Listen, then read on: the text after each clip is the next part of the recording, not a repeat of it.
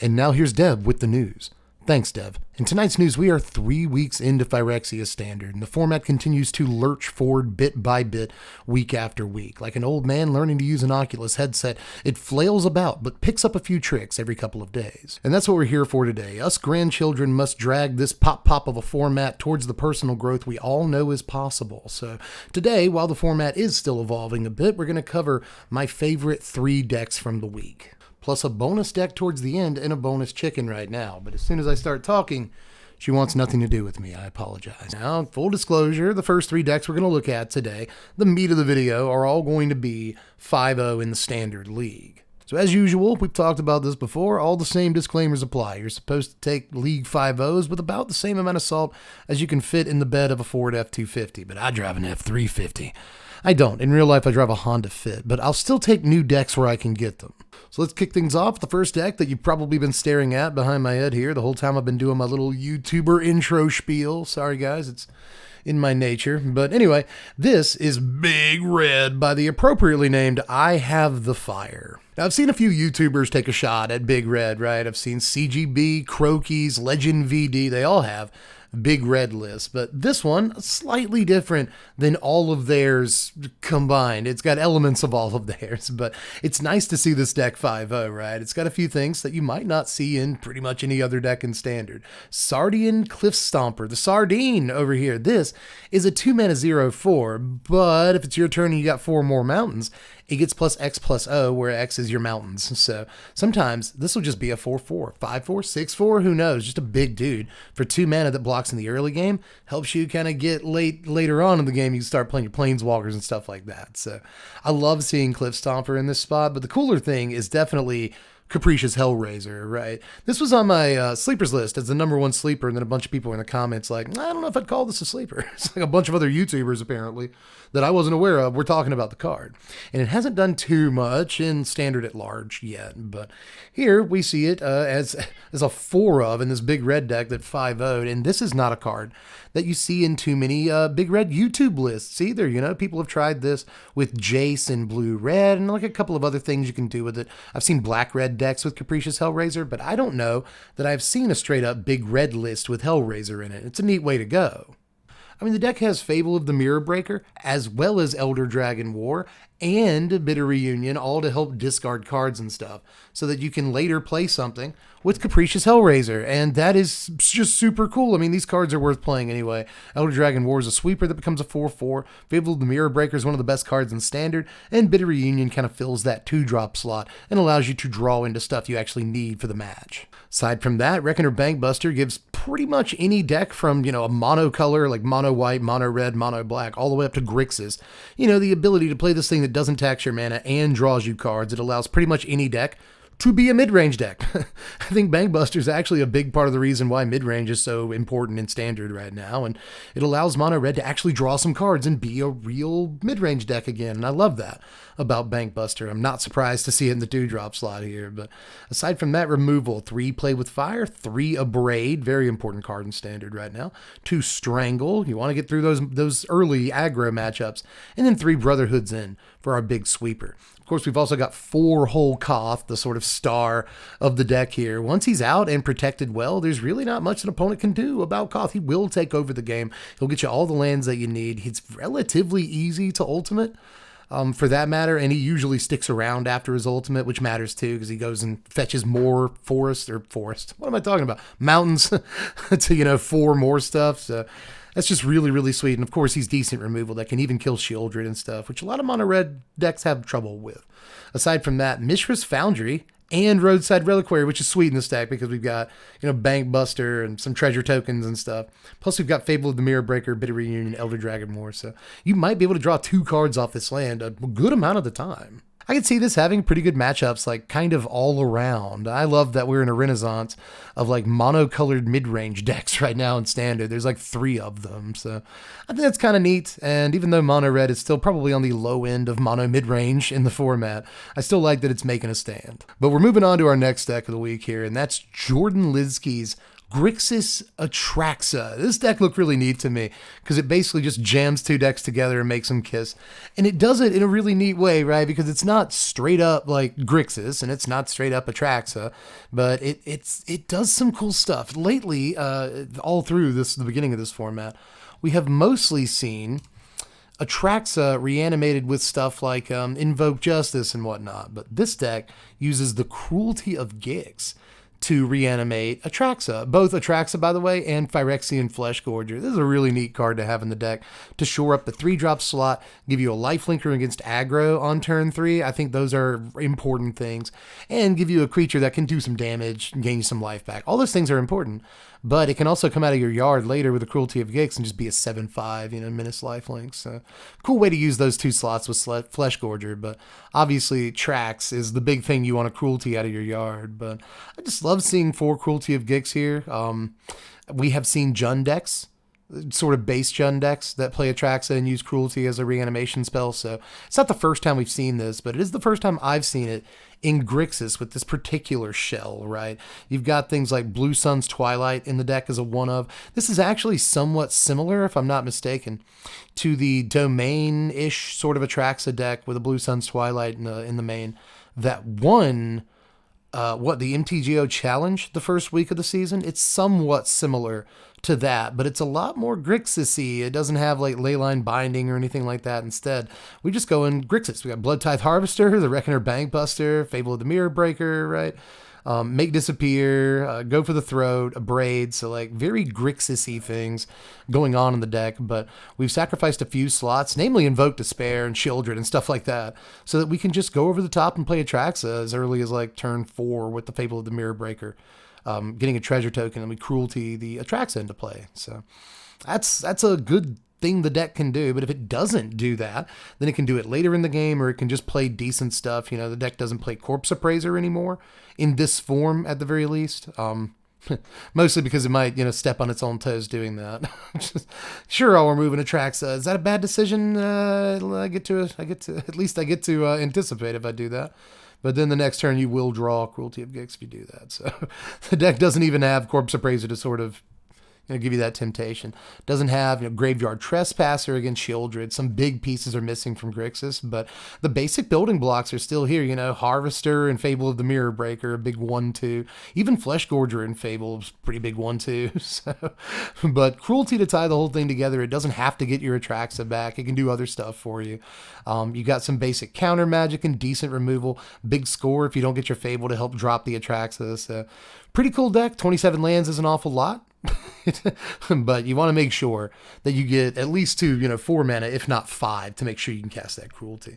You might also, with treasure tokens and whatnot, and the occasional, different tri-land that's in the deck, 2 Zayators, 4 Xanders, 4 Rafines, you might just be able to naturally cast the Attraxa late game too. So kind of a 4 to 5 color deck here, but not really. It's basically Grixis base and also Attraxa, and I like that about it. But we got one more deck to look at, and the bonus deck, which is actually kind of the deck that I'm most excited to look at, to be honest. But we'll round out like the real decks of the week here with Teleskers 5-0 Jund midrange list. And I know Jund doesn't sound like much, right? We've seen Jund for the last 3 seasons. It's always like a B- tier deck, it's doing stuff down there. And it's sad that Jund isn't really exciting anymore. It's been a while since I've heard anybody say like, Jund him out. People used to get really hype for Jund, but not so much anymore. That said, it is a list that's been quietly evolving from time to time. It does different stuff every other week. And this week, it did a whole bunch of different stuff. Talisker really took some, I don't want to say risk, but definitely changed a lot of stuff about how we view the Jund deck. First of all, there's new cards in the deck like Shieldred's Edict. All right, let's point that out. And Migla's probably the coolest of like the new cards in the deck. You just don't see this too much, but this is a 3-mana 4/4 that can get bigger and, get vigilant and just do all this cool stuff. It can blow up artifacts or enchantments. It's really important in this format. So along with Migla's, we got Glissa in this deck as well. These 2 like incredible like premium 3-drops that we just got from Phyrexia, right? So this deck is leveraging both of them. We've seen decks try to play Glissa. We haven't seen that many decks on the upper tiers of Standard with any success play too many copies of Miglaws. And I think it's just really cool to see this dude here, right? The deck also incorporated a copy of Titan of Industry. It feels like it's been a while since Jund actually played this card. They used to play a 2-of Titan of Industry, and it just feels like they cut it a minute ago. But we see one more Titan. It's back. Titan of Industry's here. But so is Cruelty of Gix. You know, we don't often see this in Jund either. You see it from time to time. It's not like truly an evolution. But it's nice to see Cruelty of Gix back in a couple of decks this week as a reanimation target. No Attraxa this time, but again, you do have that Titan, right? You do have the Titan. But aside from that, new stuff is Hajar. Obviously not a new card. This is in Brothers War, but new to the deck. You just really don't ever see this. But with the addition of Miglaws and Glissa, and the deck already has Shieldred in it, there's a ton of legendary creatures in this deck, and your opponent can't sweep them away if you got Hajar. Just a one copy, but I think that's a pretty cool little dude to have in there. But aside from that, the top end is really where a lot of the new stuff is. There's a copy of Vraska, Betrayal Sting. 6 or 5 mana Planeswalker. Draws your cards, great in this sort of mid-rangey Jund deck, and blows up creatures. All that's awesome. Nissa, this is so much better than Wrenn and 7, it's mind-blowing. You know, I talked about this during previous season, but with Wrenn and 7, you have to play for 5 mana, immediately go down to 2 loyalty, make a dude. A lot of the time, your opponent just like kills the guy and then kills the Wrenn and 7 by swinging into it, even with a small creature. That doesn't happen here. You know, you play it even for 5 mana and it goes up to 4 loyalty and makes a guy. It is twice the loyalty of a Wrenn and 7, so they can't even swing into it with like a Graveyard Trespasser and kill it. It is much, much harder to just kill the creature that a Nissa made and then kill the Nissa than it is to kill Wrenn and 7 with that same play pattern. So this card, just for that +1, has been amazing. Altogether, I really wanted to show off this Jund list because even though we've seen Jund before, this is not a very different Jund list, but enough difference that it kind of excited me because there's a bunch of cards in this deck that you just don't usually see. But hey, I know what some of you might be thinking, right, Dev?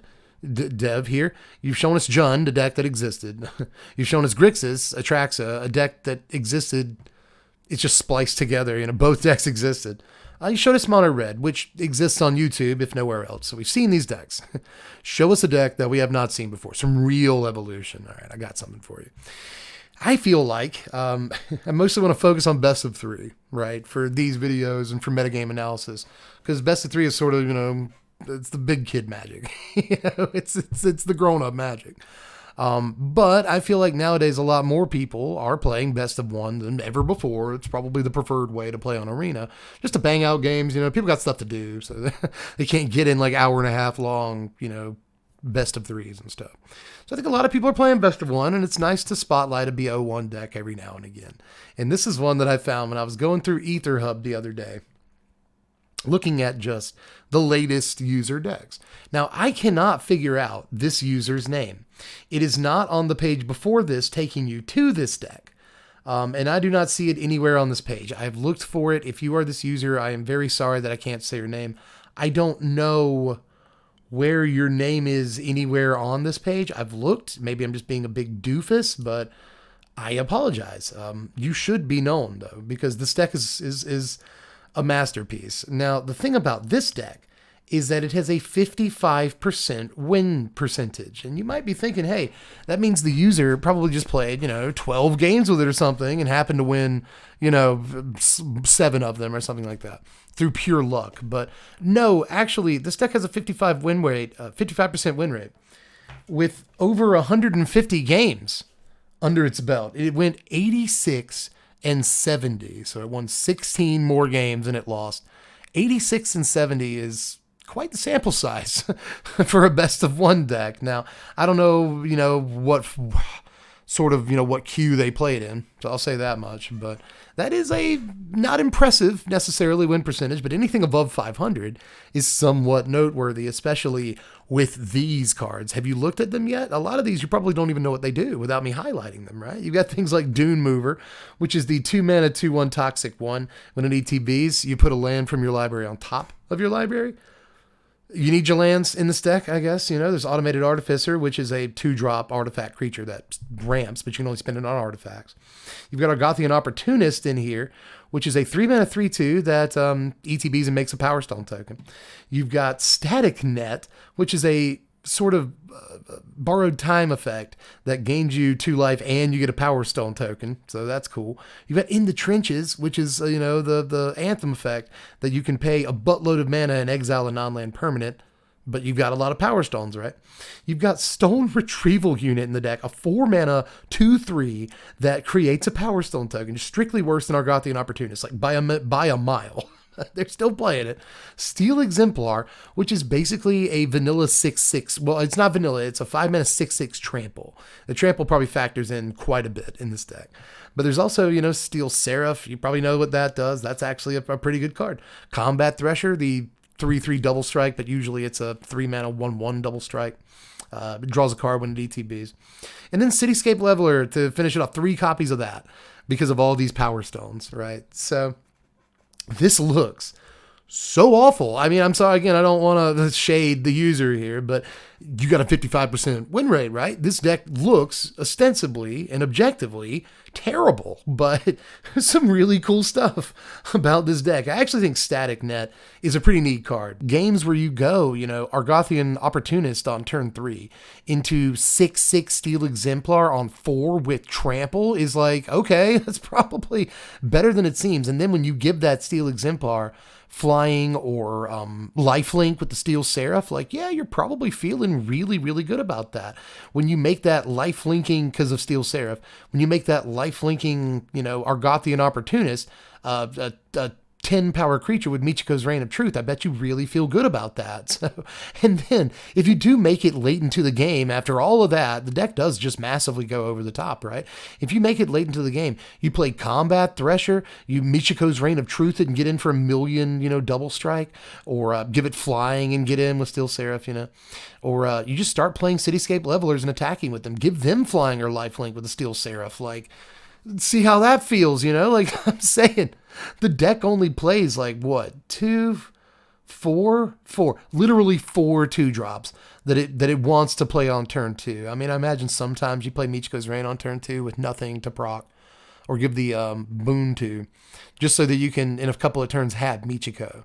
But you don't, even then, that doesn't feel good most of the time, so you really only have a couple of 2s in this entire deck. But you haven't even seen the mana base yet, by the way. The mana base is 23, not even, that's courage to play 3 Cityscape Levelers and less than 24 lands. It's amazing, but 4 overgrown farmlands are the only duels. They're not playing Reservoir's Thicket or Brushland, and Brushland is playable in this deck, right? Because so many of your cards are colorless, and the Brushland wouldn't matter, but nope. So it's 9 forest, 10 plains, 4 overgrown farmland. That is it, Chief. And I just imagine if you put in a slightly better mana base, then you would probably get an even better win percentage with this deck. Unless, the 80 games they won were just the product of incredible luck. But I highly doubt that. They actually did stuff with this deck, and I commend them, and I'm very proud of them. You are the jank deck of the week, my friend, whoever you are out there in the ether, the mystery person who created this absolute freaking banger. Like, I just have to thank you, friend. But anyway, we'll wrap it up for now. I hope you guys enjoyed this semi-metagame analysis. If you wanted me to do this decks of the week every week or other week or something like that, I'd be open to doing that. A lot of new series lately, but I'm having fun doing them, and you guys seem to like them too. So just let me know how you feel about this whole thing down there in the comments section. And if you found any cool decks this week that I didn't highlight, make sure to let us know about those too. But aside from that, I'm done ski for this one ski. So I guess I'm going to get out of this piece for now, you guys. More content coming up super soon. Another deck tech coming up this week. And we got some fun stuff aside from that. Twitch streams and all. So make sure to join us at twitch.tv/SBMTGDev. And if you want to help support the channel or help out, pitch in around here, it's patreon.com/SBMTG. Links in the description to all this stuff, plus a bunch of fresh content that we've just done over the past week down there. So make sure you hit that show more button, hit like, hit subscribe, bell for notifications. I know it's a lot, but if you do it for me, I'd feel really, really good about that. But anyway, I guess I'm done. So I'll catch you cats later. I'm Deb from The Place. Thanks for watching, Wizards. Spread love and be kind.